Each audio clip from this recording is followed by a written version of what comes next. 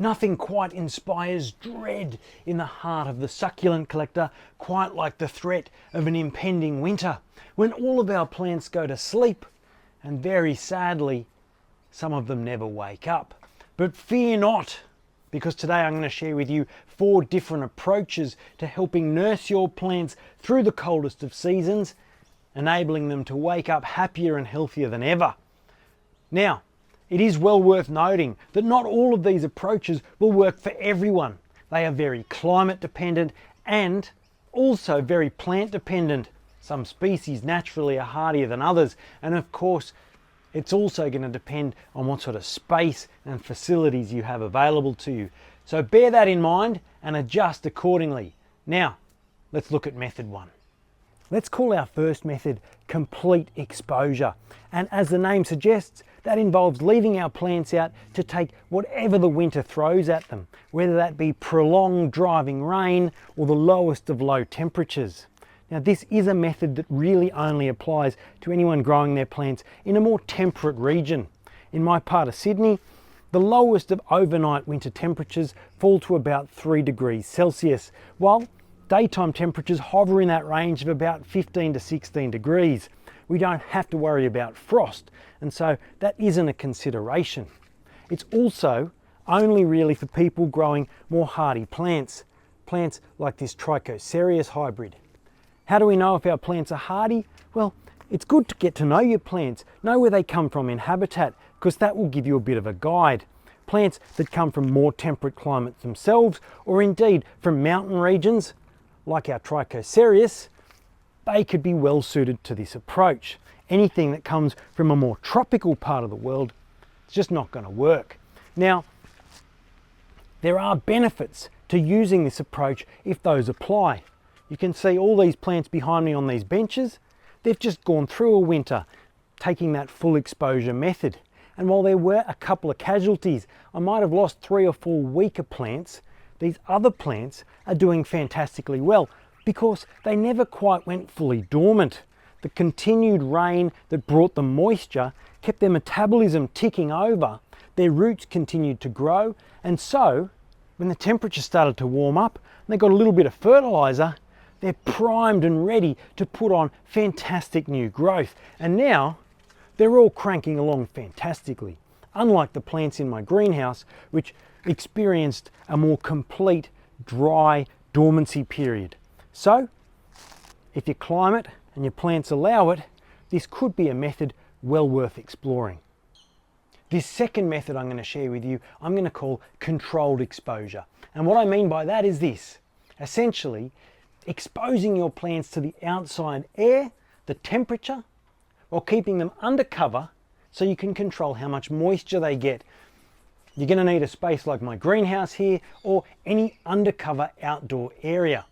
The benefits of this approach are very simple, because if you live in a temperate space like I do, there are lots of plants that can adapt to or take those temperate winter conditions.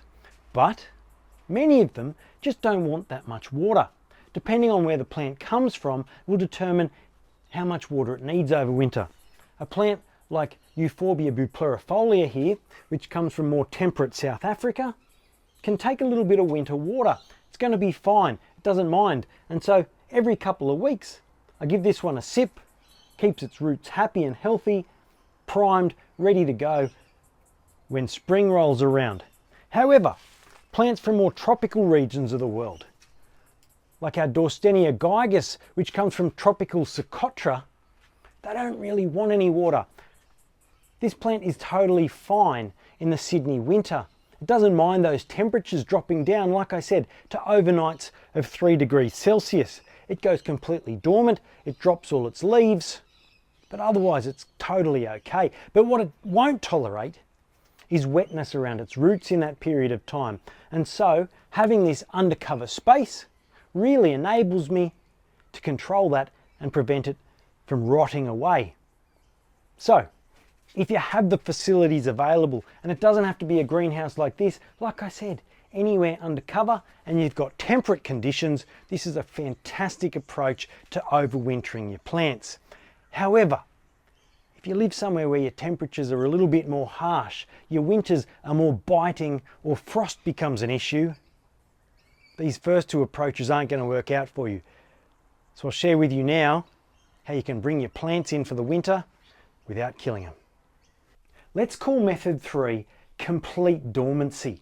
Now, what we need to know about indoor growing is this.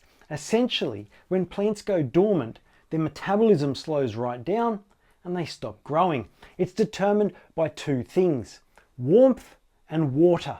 And if plants are cool enough and they're not receiving moisture like they do in winter, then they'll stop growing. If you have a space indoors that gets cool enough to trigger that dormancy, what you can actually do is keep your plants in that space. Let's say it's a garage perhaps, or a basement. And if they've completely stopped growing, then they don't even need light. You don't need to get a fancy lighting setup. You don't need to give them water. They'll just sit there doing absolutely nothing until temperatures start to rise. Now, you do need to be very careful, and it's why it's well worth having a thermometer on hand, because if temperatures do start to rise or you get it wrong and plants do continue to grow without any light whatsoever, you're going to get what's called etiolation, which is that stretching where the plants start to thin and seek out sources of light. And if there's none whatsoever, like you might find in a basement, well, that stretching is going to be quite extreme. And the end result is you're probably going to have to behead a lot of your plants come the springtime.